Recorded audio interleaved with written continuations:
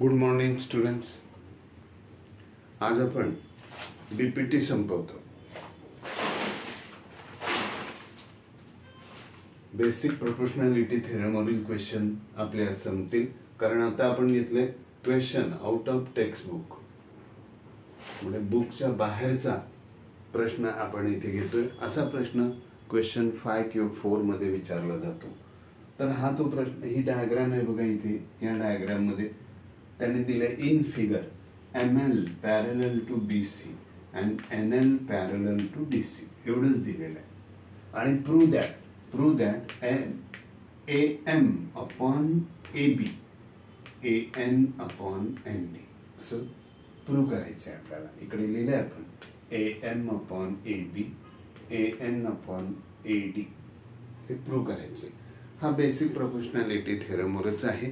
कारण इथे तुम्हाला दिसतो हा एक ट्रायंगल आहे बघा. हा AC पाय बघा, ABC first triangle, second triangle ADC. In first triangle ML is parallel to side BC are given to you. ठीक आहे, आपण बघूया काय करायचं ते. जसं दिलंय तसं. चला आपण यामध्ये काय करूया, फर्स्ट ट्रायंगल घेऊया. मग आपण इथे म्हणूया in triangle ABC ML parallel to BC given. चला, ही पॅरलल आहे. बेसिक प्रोपोर्शनॅलिटी थेरम लगेच आपण लिहिणार. काय लिहिणार तर AM अपॉन NB. इथे लिहूया AM upon MB is equal to काय येणार AL अपॉन LC. ठेवला AL upon LC AM upon NB बघूनच लिहायचे. आणि हे कोणतं तर माहिती तुम्हाला, याला BPT देणार, रिझन देणार BPT. तुम्ही जरा पूर्ण वाक्यात लिहिलं तरी चालेल. Basic proportionality theorem is equal to. ह्याला आपण म्हणूया इक्वेशन नंबर 1. आता सेकंड ट्रायंगलचं नाव घेऊया. सेकंड ट्रायंगल आपण दुसऱ्या कलर मध्ये इन ट्रायंगल. चला बरं सांगा बरं तुम्ही, in triangle which triangle is ADC. in triangle ADC who is parallel to whom? NL parallel to DC, NL parallel to DC.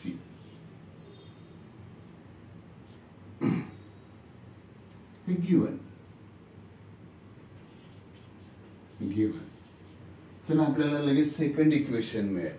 म्हणजे काय मिळेल AN. चालेल ना. हा इकडे लिहूया, याच्या खाली लिहूया AN upon ND is equal to AL upon LC.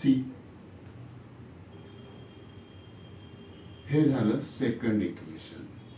याला पण तेच लिहिणार BPT बेसिक प्रोपोर्शनॅलिटी थेरम. आता बघा, फ्रॉम इक्वेशन 1 and 2 याचं आपण कंपॅरिझन करूया. त्याच्यावरून कंपॅरिझन करताना कसं लक्षात येईल बघा आपल्याला. या ठिकाणी तुम्हाला लक्षात येईल, या फर्स्ट इक्वेशनची राईट साइड आहे AL अपॉन LC. सेकंड इक्वेशनची पण राईट साइड आहे AL अपॉन LC. ह्या दोन साइड इक्वल आहेत. मग ह्या दोन साइड पण इक्वल असणार. म्हणजे कोणत्या तर AM upon MB is equal to AN upon ND. हे इक्वल आहे, मग हे इक्वलच असणार. मग आपण इथे लिहिणार देअरफॉर. इथे पण आपल्याला देअरफॉर लिहिलं पाहिजे. काय लिहिणार आपण AM upon MB is equal to AN upon ND. ह्याला आपण थर्ड इक्वेशन देऊया आणि म्हणूया फ्रॉम इक्वेशन 1 and 2 आपण यांच्यावरून हे मिळवलं. आता मात्र याच्या पुढचा भाग आहे तो थोडासा बाहेरचा म्हणजे बोल आउट ऑफ टेक्स्टबुकचा आहे, थोडासा जास्त काही नाही विद्यार्थ्यांनो. हे जे आहे ना हे थर्ड इक्वेशन ह्याला आपण ना इन्व्हर्टेंडो करू. इन्व्हर्टेंडो म्हणजे काय, उलट लिहायचं. न्यूमेरेटर डिनॉमिनेटरला जाईल, डिनॉमिनेटर न्यूमेरेटरच्या जागी जाईल. मग याच्यावर आपण इन्व्हर्टेंडो केलं तर उलट होणार. उलट काय होणार तर ह्याचं उलट सांगा बरं तुम्ही. मला लिहिणार तुम्ही sir MB upon AME perfect is equal to याचं उलट करूया काय बरं ND. तुम्ही बोललात ना ND अपॉन AN बरोबर आहे. इकडे लिहूया इन्व्हर्टेंडो. टेंडो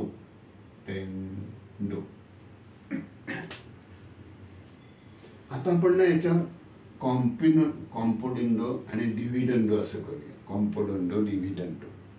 तर कॉम्पोडेंडो म्हणजे काय तर numerator plus denominator upon denominator. बघा numerator plus denominator upon denominator याला कॉम्पोडेंडो म्हणतात.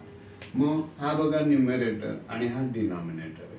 मग डिनॉमिनेटर आपण वर घेतला तर ND वर प्लस मध्ये मागे पुढे चालतं.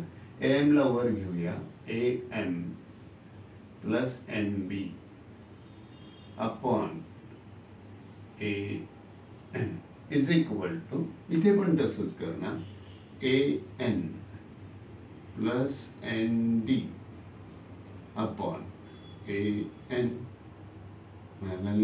कॉम्पोडेंडो.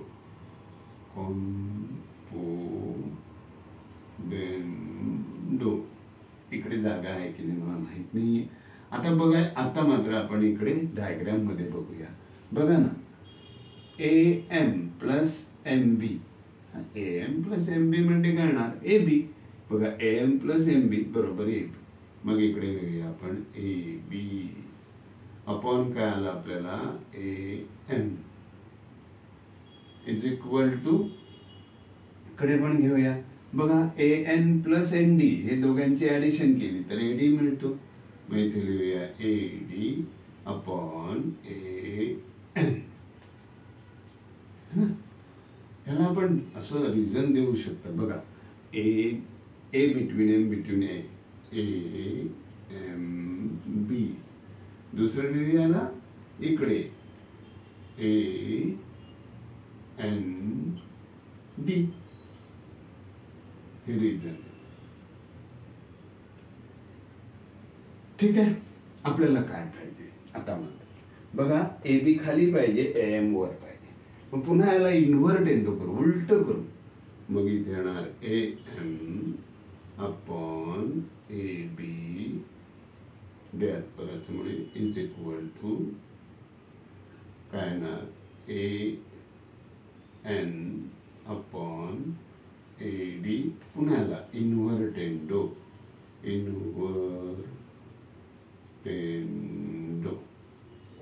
झालं. आपलं उदाहरण पूर्ण झालं.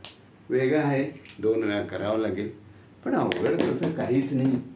2 वेळेला काय वापरलाय आपण BPT वापरलाय, 2दा इन्व्हर्टेंडो वापरलाय. ठीक आहे विद्यार्थ्यांनो. अशा प्रकारे आपण हा वेगळा पुस्तकाच्या बाहेरचा ज्या प्रश्नांची आपल्याला भीती वाटते असंच टाईपचा प्रश्न आपण घेतलेला आहे. परीक्षेला आला तर तुम्ही नक्की कराल याचं मला नक्कीच शाश्वती आहे. आणि जर तुम्ही हा प्रश्न आला आणि केला तर मला खूप खूप आनंद होईल आणि तुम्हाला पण होईल. चला याच आनंदाने आता आपण याचा एंड करूया आणि उद्या पुन्हा आनंदाने येऊन आपण हा व्हिडिओ करूया. बाय विद्यार्थ्यांनो.